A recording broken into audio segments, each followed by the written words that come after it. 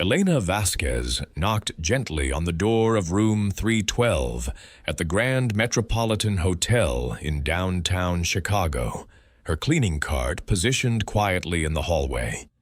At 55, with warm brown eyes, graying hair pulled back in a neat ponytail, and wearing the hotel's standard navy uniform, Elena had perfected the art of being simultaneously invisible and indispensable.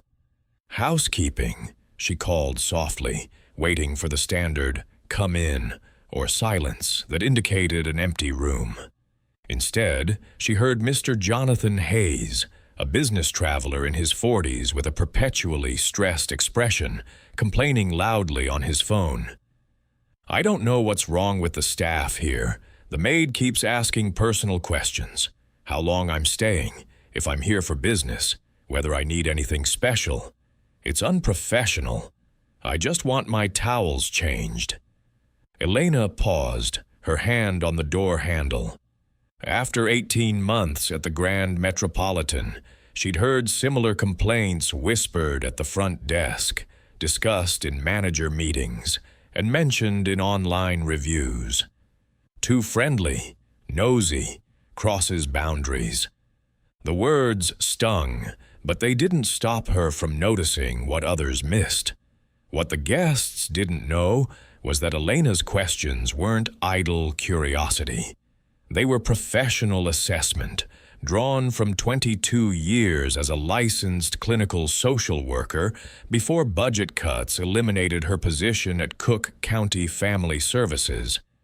Elena had taken the housekeeping job out of necessity, not choice. At 53, finding new work in social services had proven impossible. Too old for entry positions, too expensive for management roles, and competing against younger candidates with newer certifications. The Grand Metropolitan offered steady employment with health insurance, even if the work felt like using a surgeon's skills to bandage paper cuts. But Elena couldn't turn off her training. Every guest interaction became an intake assessment, every room a glimpse into someone's emotional state. She noticed Sarah Mitchell, a young woman who hadn't left room 418 in 3 days, ordering only room service and leaving "do not disturb." Signs that suggested something beyond jet lag. She observed Robert Chen, an elderly gentleman who talked to housekeeping staff with desperate gratitude, indicating isolation that went deeper than business travel.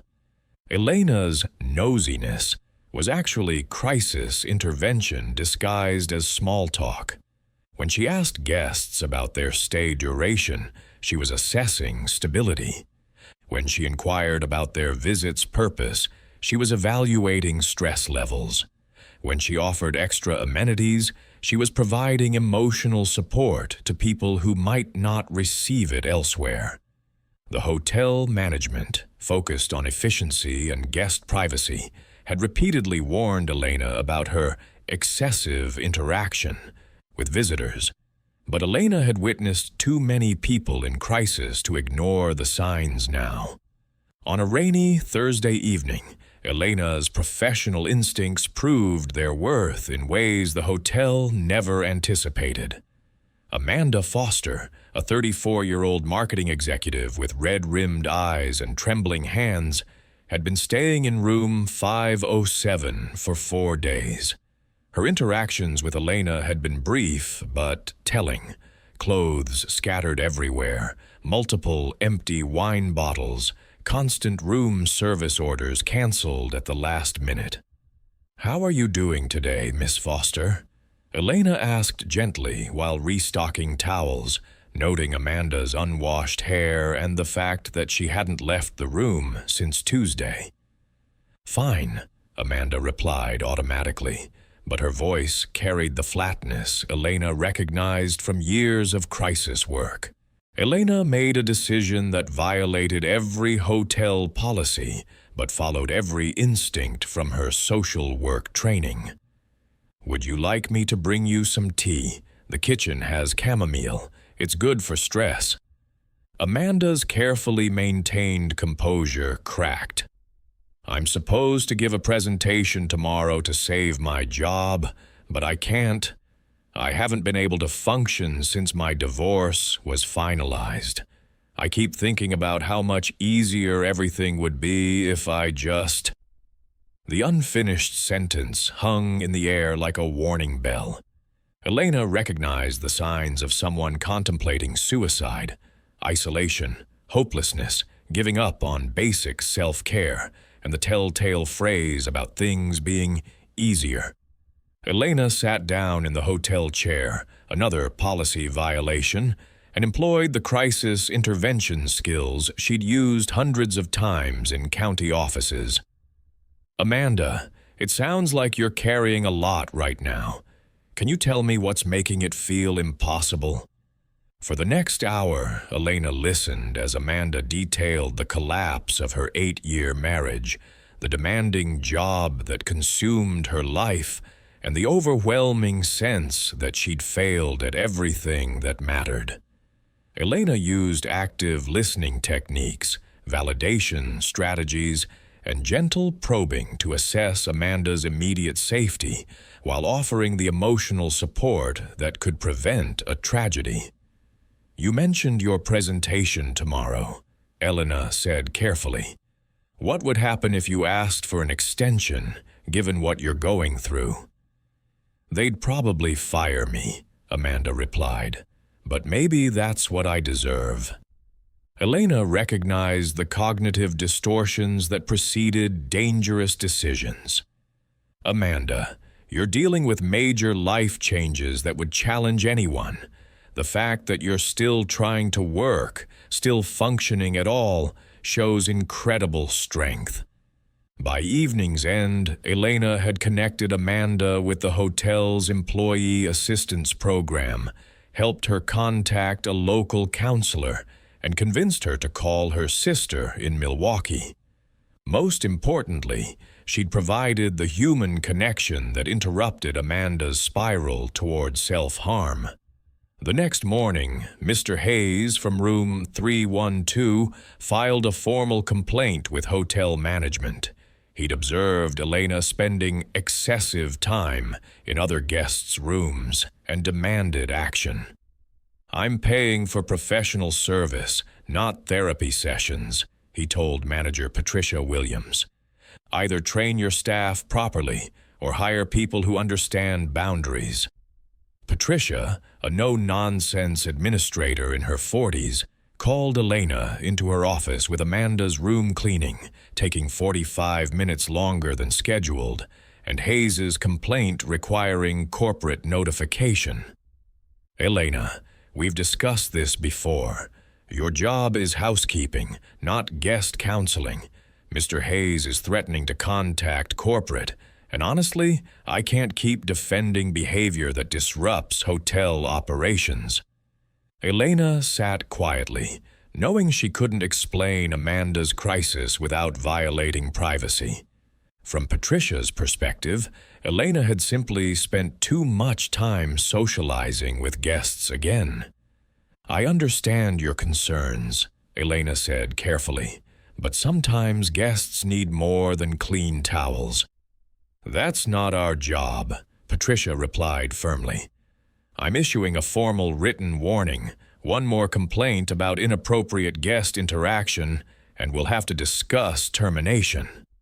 That afternoon, Amanda Foster approached the front desk asking to speak with management. Patricia, expecting another complaint about Elena, prepared for damage control. "I wanted to thank you for Elena's exceptional service," Amanda said, her voice stronger than it had been in days. "She saved my life yesterday." Patricia's confusion was evident, as Amanda explained how Elena's intervention had prevented a potential suicide. "I was planning to end everything after my presentation. Elena recognized what was happening and helped me find resources. She's not just a housekeeper, she's a trained professional who used her skills to help someone in crisis." The revelation prompted Patricia to investigate Elena's background more thoroughly. A quick search revealed Elena's 22 years in clinical social work, her specializations in crisis intervention and family therapy, and the budget cuts that had eliminated her position. "Why didn't you mention your background when you applied?" Patricia asked Elena later that day. Elena smiled sadly. "Would you have hired an overqualified social worker for housekeeping, or would you have assumed I'd leave for something better?" Patricia realized she'd been managing someone whose boundary violations were actually life-saving interventions disguised as friendly conversation. Within a week, the Grand Metropolitan had restructured Elena's position. She remained part of housekeeping, but also became the hotel's first guest services coordinator, trained to identify guests in distress and connect them with appropriate resources. The hotel partnered with local mental health organizations to provide Elena with referral networks, and her excessive friendliness became a selling point for business travelers dealing with high-stress careers and personal challenges. Mr. Hayes, learning about Elena's background and Amanda's situation, sent a letter of apology acknowledging his misunderstanding of what he'd witnessed.